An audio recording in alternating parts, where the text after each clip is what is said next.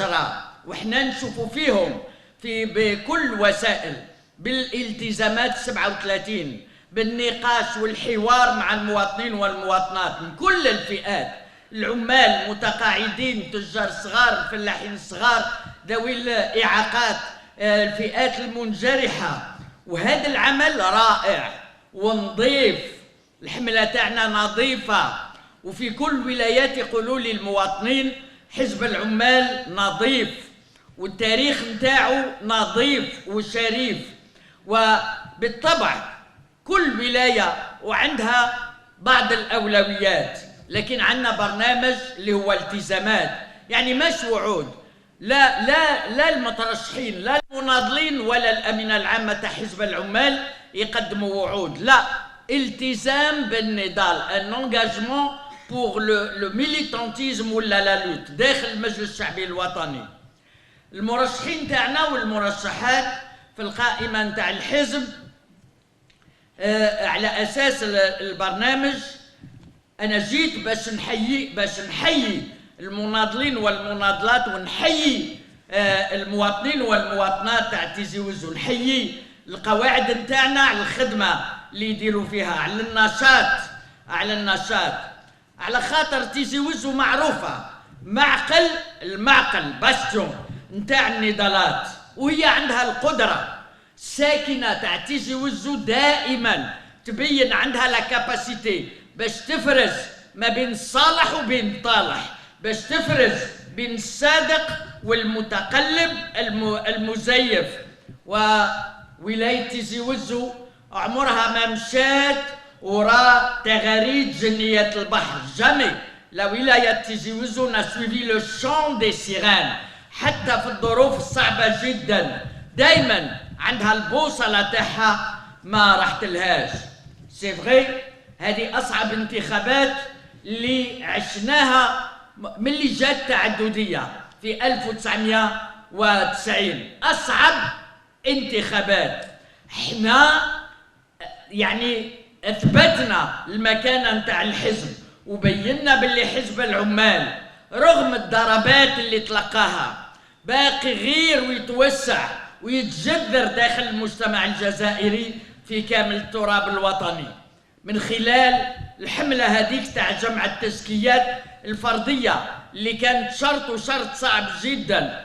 أنا أفتخر على خاطر ما عدا في ولاية تيزي وزو عندنا منتخبين بزاف وعندنا بلدية بوغني، فما كناش محتاجين للتزكيات. في باقي الوطن كان لازم نجمعوا هذوك التزكيات في ظروف صعبة جدا، وتمكنا باش حطينا 29 قائمة اللي هي متوزعة في الشرق والوسط والغرب والجنوب والهضاب.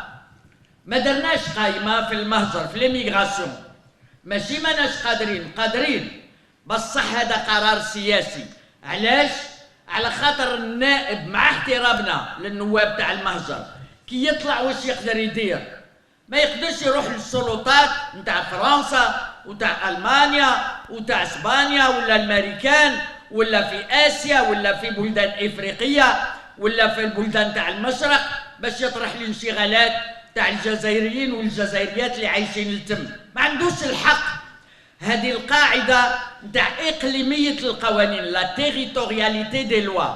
حنا شكون نسمحوا النواب تاع فرنسا ولا تاع اي بلد يجيو هنا ويروحوا الوزير ولا يروحوا الوالي وقال احنا عندنا مواطنين عايشين هنا ناقصهم كذا وكذا. قلنا احنا ما نديروش.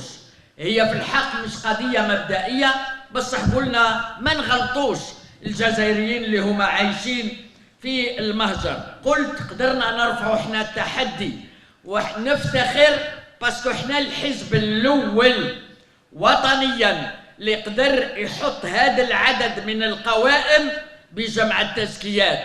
بقيه الاحزاب اللي حطت ملفات عندها منتخبين او عندهم نواب ومنتخبين ما كانوش محتاجين للتزكيات.